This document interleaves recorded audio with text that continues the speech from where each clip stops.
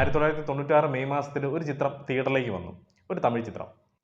സംവിധായകൻ ശങ്കർ, മ്യൂസിക് ചെയ്തിരിക്കുന്നത് AR റഹ്മാൻ, അഭിനയിച്ചിരിക്കുന്നത് കമൽഹാസൻ. ഇന്ത്യൻ സിനിമ അതുവരെ കണ്ടിട്ടില്ലാത്ത ടെക്നിക്കുകൾ യൂസ് ചെയ്ത്, ഇന്ത്യൻ സിനിമ അതുവരെ കണ്ടിട്ടില്ലാത്തൊരു സ്റ്റോറി ലൈൻ കണ്ട്, ഒരു പുതിയ രീതിയിലുള്ള ട്രീറ്റ്മെൻറ്റ് കണ്ട ഒരു വലിയൊരു ബ്രഹ്മാണ്ഡ ചിത്രമായിരുന്നു ഇന്ത്യൻ എന്ന് പറയുന്ന ചിത്രം. ഇപ്പോഴും 96 ഇറങ്ങിയ ചിത്രത്തിനെക്കുറിച്ച് ഇപ്പോഴും 2024 വരെ സംസാരിക്കുക, ആ ചിത്രത്തിൻ്റെ മ്യൂസിക്കിനെ പറ്റി ഡിസ്കസ് ചെയ്യുക, അത്രയേറെ ഫെമിലിയർ ആയ ഒരു ചിത്രത്തിൻ്റെ രണ്ടാം ഭാഗം തിയേറ്ററിലേക്ക് വന്നിരിക്കുകയാണ്. ഇന്ത്യൻ 2.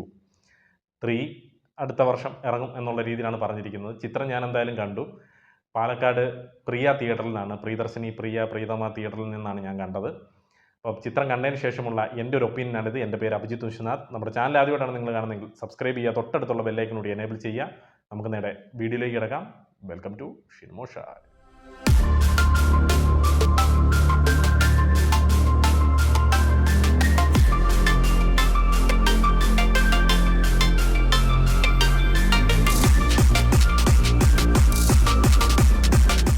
ഇന്ത്യൻ 2 ചിത്രത്തിനെ പറ്റി പറയുന്നതിന് തൊട്ട് മുമ്പ് നമ്മളെ വിട്ടുപിരിഞ്ഞു പോയ ഒരു 2-3 പേരെ ഞാൻ ഈ ചിത്രത്തിൽ കണ്ടു.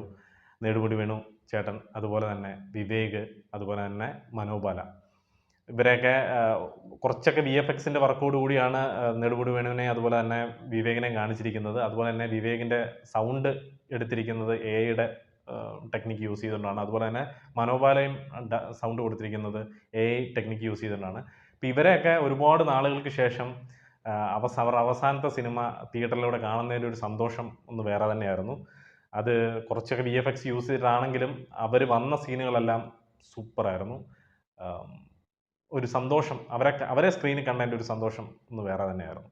അപ്പം ഇന്ത്യൻ 2 കാണുന്നതിന് മുമ്പ് ഇന്ത്യൻ എന്ന് പറയുന്ന ചിത്രം ആരും കണ്ടിട്ടില്ല എന്നുണ്ടെങ്കിൽ ആ ചിത്രം കണ്ടതിന് ശേഷം ഇത് കാണണം എന്ന് ഞാൻ ഒരിക്കലും പറയത്തില്ല. കാരണം ഇന്ത്യൻ എന്ന് പറയുന്ന ചിത്രത്തിൻ്റെ ഒരു സെക്കൻഡ് പാർട്ടിൽ നിന്ന് പോയിട്ട് ഒരു സീക്വലാന്ന് പോലും ഈ ചിത്രത്തിനെ പറയാൻ സാധിക്കില്ല.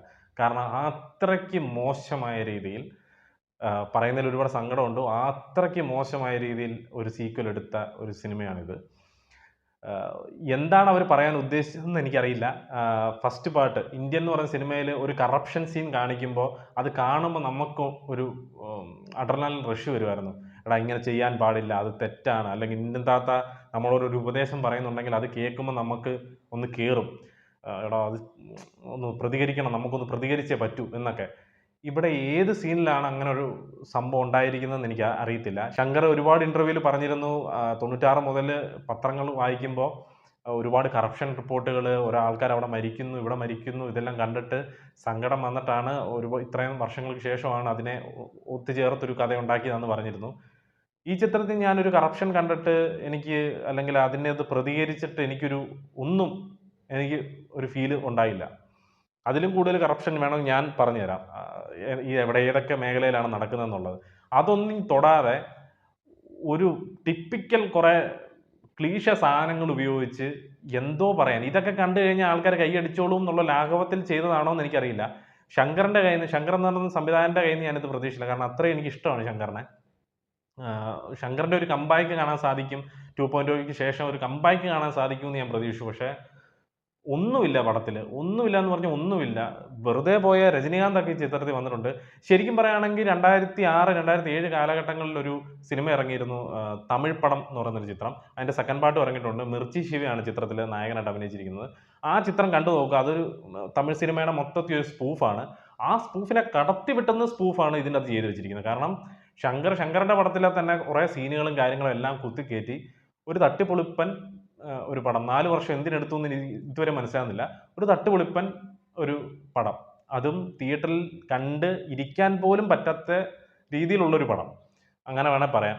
മ്യൂസിക് ചെയ്ത അനിരുദ്ധ് ഒരുപാട് ഇഷ്ടമുള്ളൊരു മ്യൂസിക് ഡയറക്ടറാണ്. ഈ ചിത്രത്തിലൊന്നും ചെയ്യാനില്ല. ഇതിൻ്റെ അകത്ത് AR റഹ്മാൻ്റെ പഴയ ഇന്ത്യൻ എന്ന് പറയുന്ന സിനിമയിലെ 2 ബാക്ക്ഗ്രൗണ്ട് സ്കോർ ഇതിനകത്ത് യൂസ് ചെയ്തു. അവിടെ കിട്ടിയ ഒരു ഗൂസ് ബമ്പിൻ്റെ 10% പോലും അനിരുദ്ധ് ഇട്ടൊരു മ്യൂസിക്കിന് ചിത്രത്തിലൊന്നും തരാൻ സാധിച്ചില്ല. വളരെയധികം സങ്കടമുണ്ട്. ഒരു ഡയലോഗ് പോലും നല്ലതില്ല.